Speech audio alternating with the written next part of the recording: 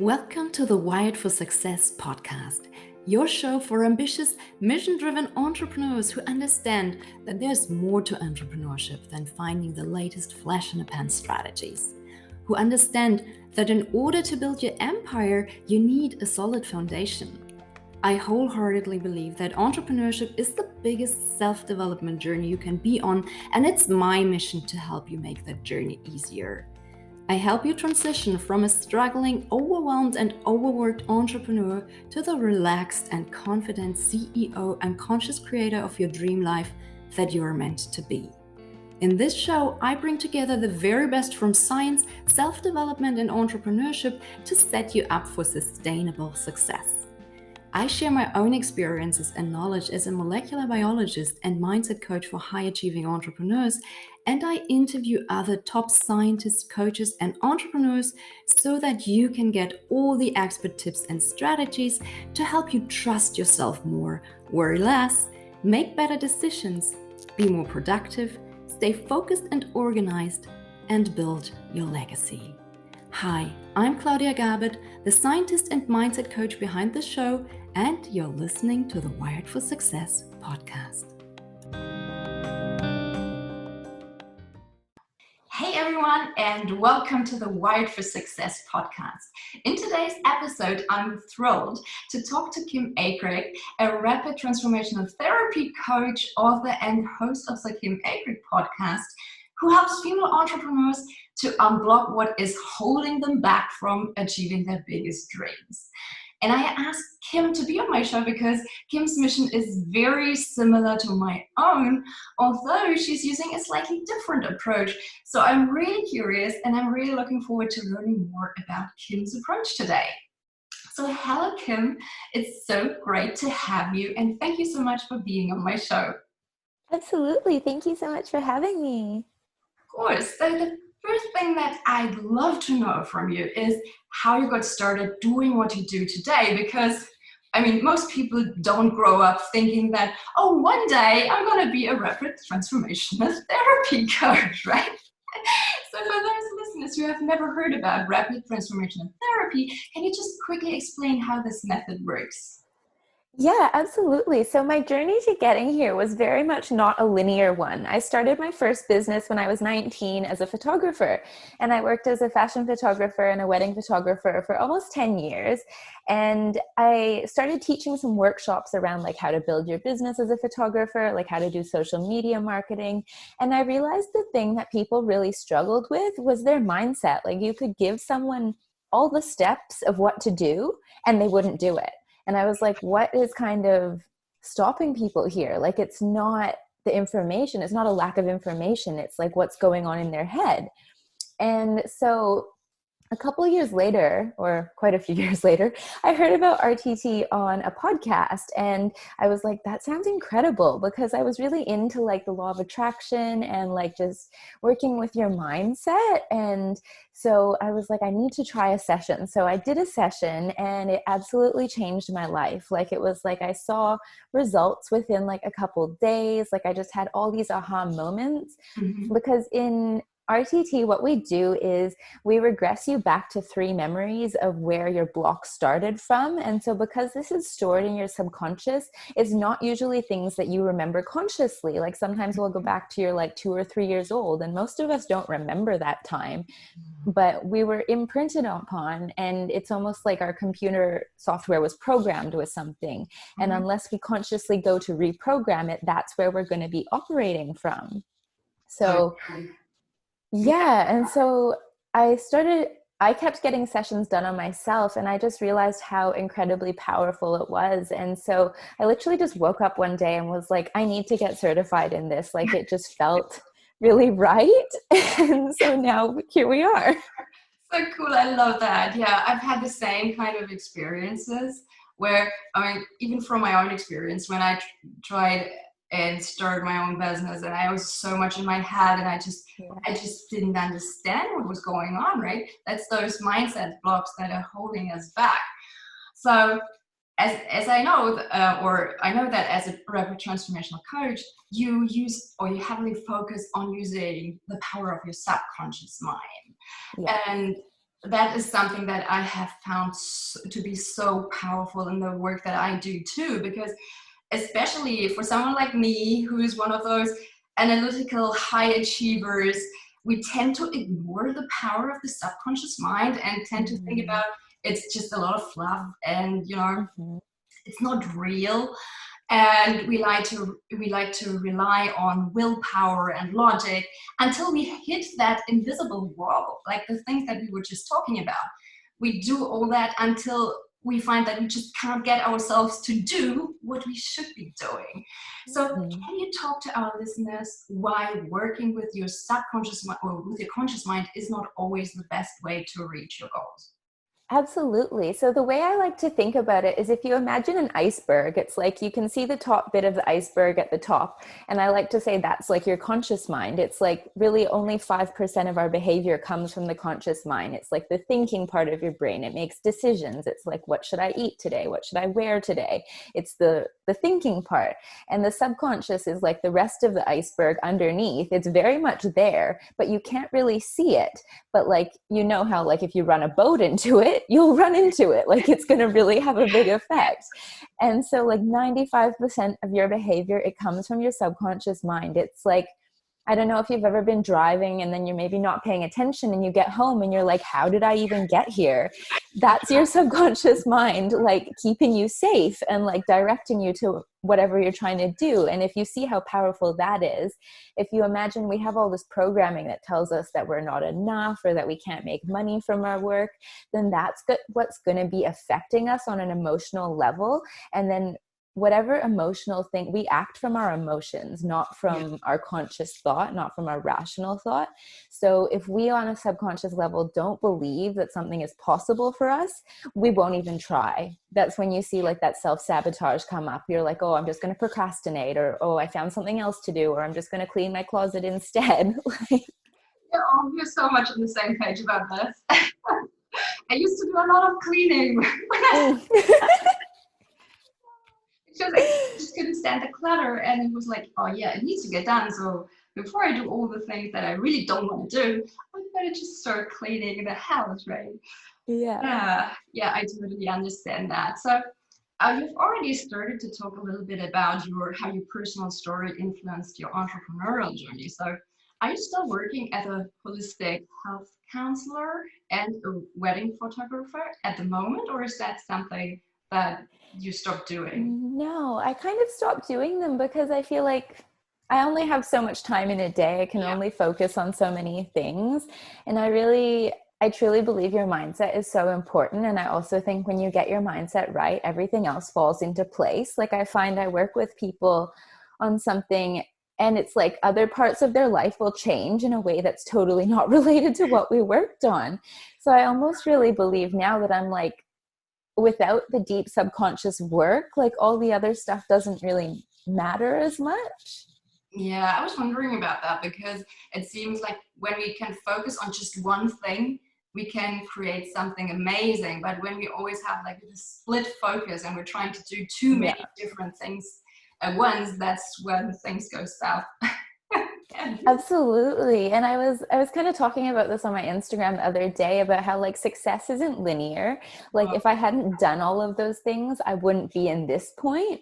But like they were a really important part of the journey, but just because I did them, it doesn't mean that like they need to continue. And I felt a bit of resistance around it for a while because like it's not like I don't love photography, but at the same time, this feels like it fulfills my purpose more. I absolutely understand that. And I think that is such a beautiful thing that a CV nowadays, it doesn't have to be a straight line anymore. It can be more like a winding river. So you start out with your best guess of what you'd like to do, and then you fall in love with something else, and it's fine. It's okay. You can choose again. And this is something that I'm so grateful for, that we live in a time where we have all these opportunities and possibilities that former generations just didn't have. And that doesn't mean it's easy to start all over again. And I know that because as you might know, I'm a molecular biologist by profession. So I know what it's like to start all over again and choose something different. But it's just amazing that we have these opportunities nowadays. So Yeah, totally. this is just so cool.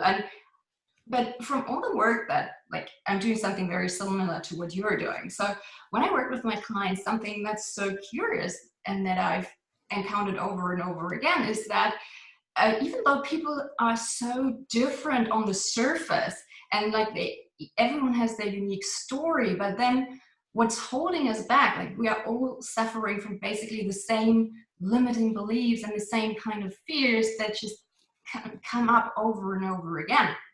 So for example, when we encounter a negative behavior pattern, like as you mentioned before, something like a bad habit or a relationship issue or something in your business, like you can't make more than a certain amount of money, it's all connected. So when we dig deeper, the majority of these patterns probably comes down to a distorted concept of self-worth, right?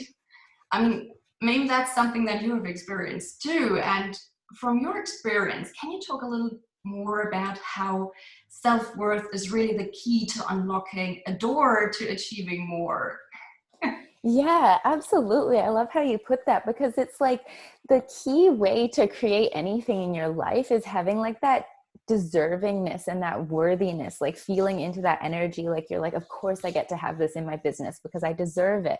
And so when you don't have that feeling, it's like people energetically feel it. Like maybe it's like you're trying to do sales, but it never comes out right, even though you have like a script to follow or something, because people can feel that energy that you haven't bought into yourself. So it shows up in so many things too. Like it's like around money. If you don't believe you're deserving having money, like you'll really struggle with your pricing. Like you won't price as you should. You'll be so cheap that people like assume that you're an amateur, or you'll like you'll discount your rates. Like it shows up in all kinds of areas. And it's the one biggest thing that I see when people shift that, like everything changes for them. Yeah, that's so true. I mean, that was certainly something that was true for me too. And when you talk about sales mindset, something that I always believed about myself was that I'm really, really bad at sales.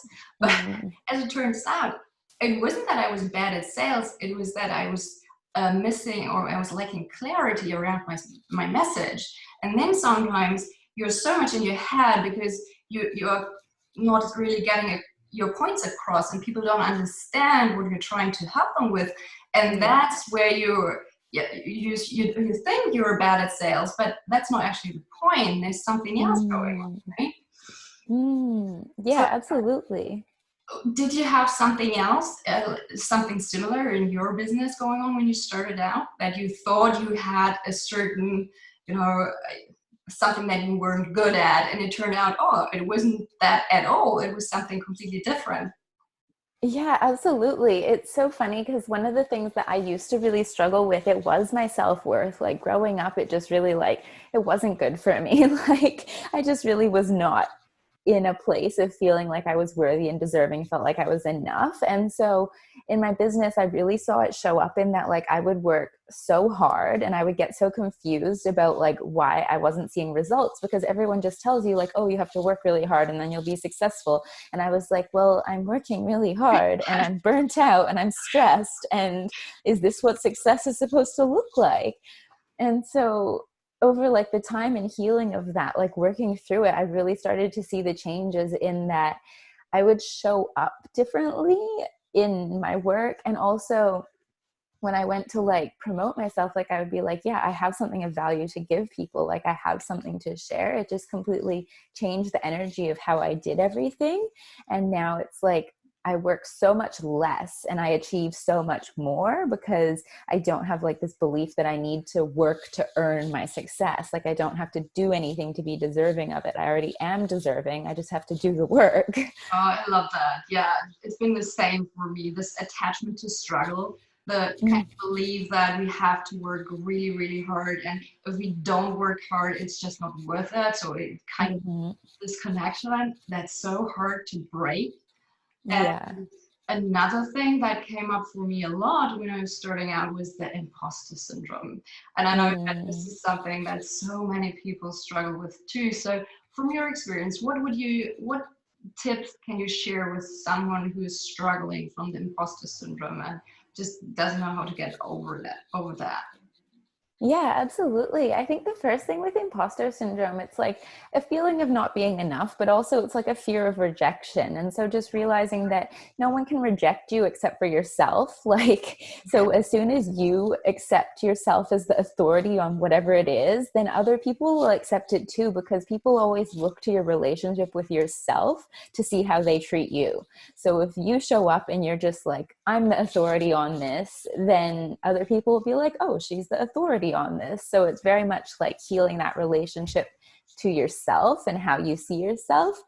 But at the beginning of your business, I understand it can be challenging because maybe you've never done this thing before. Maybe it's new. And that's why I think a lot of benefit is gained from either like working with a couple people at a very low rate or for free, depending what it is and like what feels appropriate, or in exchange for a testimonial, because I think there always needs to be some kind of an energy exchange. Mm-hmm. And just using that time to make yourself feel like you are worthy of, you're not an imposter, you're not a fraud, you're helping someone with something. And it almost builds like this portfolio of proof for yourself of why you're valid to do that thing.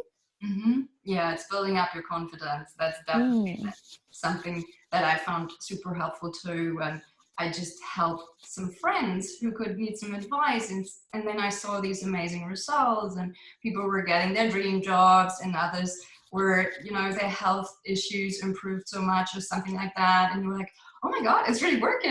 I can do that. I'm really good at what I do. So it kind of builds your confidence, and then it's so much easier to get paid for it, right?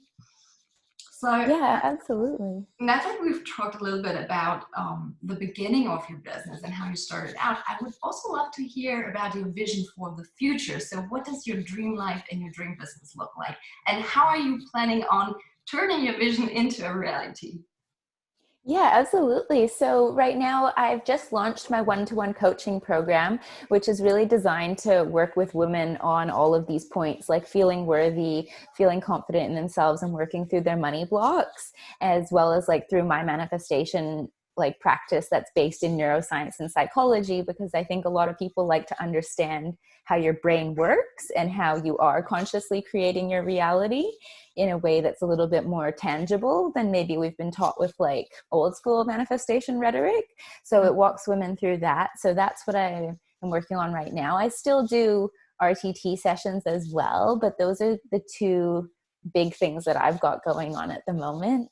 Awesome. And so where do you see, I mean, can you talk about the lifestyle goals that you have for yourself? So what does your typical day look like? Or your dream day look like? I feel like I'm pretty close to having it how I want it now. Yeah, I don't know if you know much about human design, but human design kind of teaches us that there's like different energy types, and in it I'm a projector, and projectors are really designed to not be working like 8-hour days, like 5 days a week. That's not how our energy is best spent. We're best working 3 or 4 hours a day and creating a lot of like systems in our business that allows us to do that and be a really effective and like hire help for the things that maybe we don't need to spend time doing. So my really big vision for this year is figuring out how can I make it so that I am just doing those 3 or 4 hours a day of like solid work. How can I hire people to support me in doing the things that like I don't need to be doing? And that's kind of the biggest thing I'm working on at the moment. Oh, that's so cool. I love it. It's just setting up those systems that you build a business that's built around your lifestyle and not the other way around, that you build a business first and then you somehow have to squeeze your life into your days. Totally. There's no room for that left.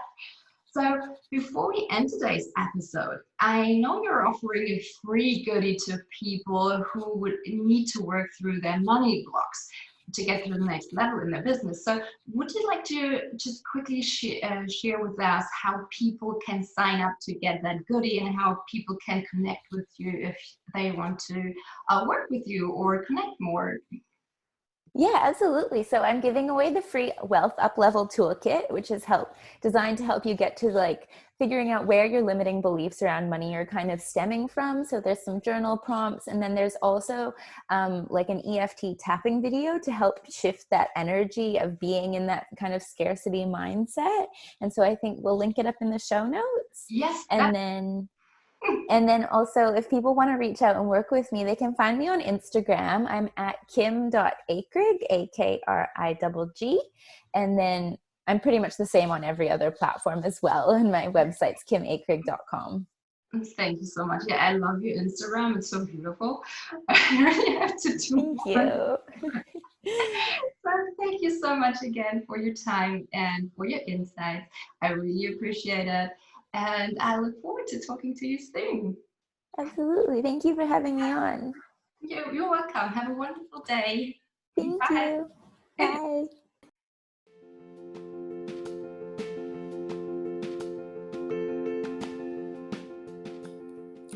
Thank you so much for listening to the Wired for Success podcast.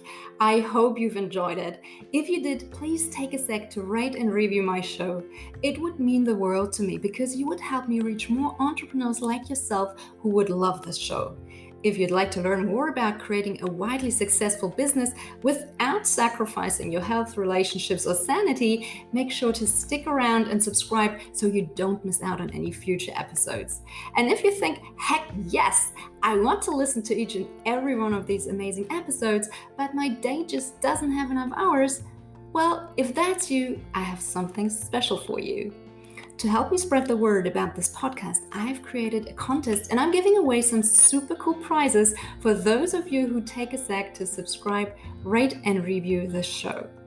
And one of the amazing prizes that you can win is to watch me create my brand new Get Your Life Back Productivity Powerhouse course that teaches entrepreneurs how to win back 1 to 2 hours of precious time each day so that they can do all the things they love.